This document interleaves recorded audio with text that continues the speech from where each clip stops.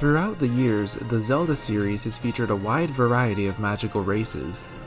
From the rock-eating Gorons to the river-dwelling Zora, many tribes have appeared in the land of Hyrule. Out of all these groups, few are as iconic or as mysterious as the Gerudo tribe. Tall, strong, and proud, these Amazonian women occupy the Gerudo Desert throughout much of the kingdom's history. They're fierce warriors who can go toe-to-toe against Link, and often possess great magical powers as well. And they're hardy enough to make the harsh desert their home. Despite the fact that they've only appeared in 4 main series games, not counting Ganondorf himself of course, they're one of the most popular tribes. Despite this, not much is known about their origin. They're absent for the first few games of the official timeline, and then all of a sudden they're an established tribe with centuries of history in Ocarina of Time. Most of the games before Ocarina of Time don't even have a desert, and in the one that does, it's a wasteland inhabited only by the rusted remains of ancient robots. But I have a theory on where the Gerudo may have come from, and while it sounds far-fetched at first, I have a lot of evidence to back it up. What if I were to tell you that prior to Ocarina of Time, there was a tribe with striking similarities to the Gerudo? A tribe of red-haired individuals with a majority female population, who are connected to Hyrule but technically an independent group. Ladies and gentlemen, I present to you the Wind Tribe from Minish Cap. For those of you who are already experts in Zelda lore, I've probably raised a ton of questions already, and I promise I have evidence to back my theory up. First, for those who haven't played Minish Cap or just need a refresher, I'll start by explaining who the Wind Tribe is. Long before the events of the game, this group dwelled on the surface with the other humans, aka Hylians. Their purpose was to guard the wind element, and whether this duty was given by the goddesses or self-imposed, they took it very seriously, building an entire fortress in the wilderness in order to protect the element. Using the element's power, they eventually gained mastery over the wind itself. After a while, most likely during the era of chaos between Skyward Sword and Minish Cap, their fortress was destroyed. Not to be deterred, the tribe used their power to relocate to the sky itself, creating a floating manor in the cloud tops, as well as a new fortress called the Palace of Winds. That's where we find them in the Minish Cap. At this point, you must be wondering what the connection between the skybound Wind Tribe and the desert-dwelling Gerudo could possibly be. But once you start to dig into it, there is a lot. I theorize that the Wind Tribe eventually became the Gerudo. Now, I know what a lot of you are thinking, and I have to address the elephant in the room before I make my case. In Ocarina of Time, it's stated that there is only one Gerudo male per generation, born every 100 years, but we see 2 male Wind Tribe members. If we take the Ocarina of Time lore literally, this would immediately disqualify my theory. However, this lore has already been contradicted in another mainline Zelda game. In Breath of the Wild, there aren't any male Gerudo, and it's implied that there weren't any in the 100 years that Link was asleep either. If there were, according to what Ocarina of Time established, this male Gerudo would have been the leader during that time period, instead of Riju's mother. Therefore, we can infer that the rule stated in Ocarina of Time is really more of a generality, and it's more accurate to say that men are simply extremely rare in the Gerudo bloodline, increasingly more so as time goes on. With that out of the way, we can get to my evidence. First, there are the physical similarities I mentioned earlier, and while it doesn't prove anything, it's one of many coincidences that start to add up too neatly. My next point goes far beyond physical appearance and male-to-female ratio.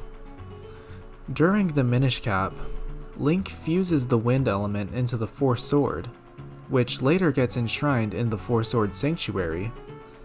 This means that the Wind Tribe, whose primary purpose was to guard the wind element, no longer has anything to watch over.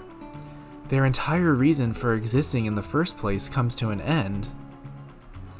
Further, it's possible that without the element, they may even lose their wind powers, suggested by the fact that the tribe has never been seen again since the Minish Cap. These points make it likely that their society fell apart, forcing them to abandon their home in the sky. But these people had to go somewhere. Considering that the Gerudos' first appearance is shortly after the Wind Tribe's final one, it's not much of a leap to suggest that one tribe became the other. One popular theory is that the Gerudo descended from Gruse, a red-haired, golden-eyed character from Skyward Sword, and my theory would seem to contradict this. However, I intend to do the opposite. In my eyes, Gruse is the one tying it all together, and his connection with the Gerudo only strengthens my theory. Here's why.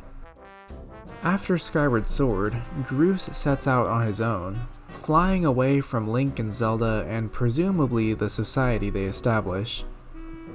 Because of this and his resemblance to the Gerudo, many fans theorize that he goes to the desert and starts his own society there. But one has to wonder, why? With a whole new world open to him, why would Gruse choose to live in one of the least inhabitable regions? I find it much likelier that he settled somewhere greener, an off-screen area that we don't see in Skyward Sword, and began a society there, possibly the area known as Castor Wilds in Minish Cap. According to my theory, his descendants would later discover the wind element and form the Wind Tribe. You might think this is mere speculation, but there's evidence in both Skyward Sword and Minish Cap to back it up. In Minish Cap, the Wind Tribe member Gale states that in order to walk on the clouds like them, one must be pure of heart. And lo and behold, if we target Gruse in Skyward Sword and ask Fi for info, she says the following: "This is Gruse, a somewhat vain and stubborn individual, but pure of heart." While this doesn't prove anything on its own, you have to admit everything is starting to align for this theory. This quote at least confirms that Gruse would be able to walk on the clouds, and given his signature red hair and the fact that he comes from the sky to begin with, it would make perfect sense for him, or at least his descendants, to establish the Wind Tribe. If my theory is correct, he would still technically be the forefather of the Gerudo as well, just with an extra step in the middle. If all this doesn't convince you that this is at least possible, if not likely, then I have one final bit of evidence up my sleeve. At the end of Skyward Sword, Demise's curse states that his hate never perishes, born anew in a cycle with no end. It's well known that this is why Ganondorf, a Gerudo king, becomes evil. He is a vessel for this hatred. Considering that in Four Swords Adventures an entirely different Ganondorf also falls prey to evil, we can infer that Demise's hatred has some kind of affinity with the Gerudo bloodline, just like Hylia's power flows through Zelda's bloodline. But what if I were to tell you that we might see evidence of an early attempt at creating a vessel for Demise's hatred within Minish Cap? Early in the game, if Link fuses Kinstones with the Wind Tribe member in Hyrule Town, he will gain access to the tribe's floating manor. There, he will meet a man named Gregel who is, and I quote, "plagued by an evil spirit." It is never explained where this evil spirit comes from, or why it afflicts the old man. The only other times we see possession happen in the series, it's always at the hands of notable villains such as Varen or Malladus, not just some random monster. If you save Gregel by sucking the spirit into the gust jar, he seems like a cheerful and friendly person, so it likely has nothing to do with any personal shortcomings or evil. What if this spirit is actually the essence of Demise's hatred, attempting to find a host in Gruse's bloodline? What if Gregel was supposed to be the king of evil, but it took a few more centuries before Demise's curse could take hold, and it affected Ganondorf instead? Again, this is something I can't prove, but it all fits so well that I truly believe I'm onto something.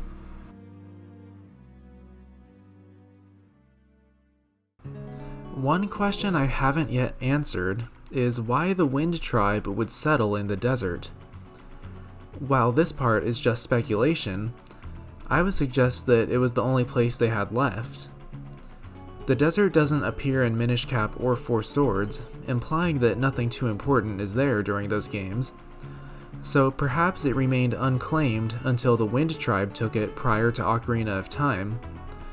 There, with their former way of life a thing of the past, they would begin a new tribe, naming themselves after the local species of dragonfly as seen in Skyward Sword.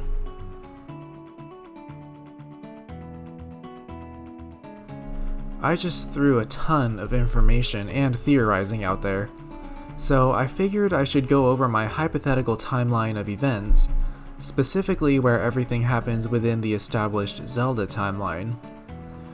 Shortly after Skyward Sword, following the end of the Sky Era, Gruse establishes his own tribe, which later becomes the Wind Tribe.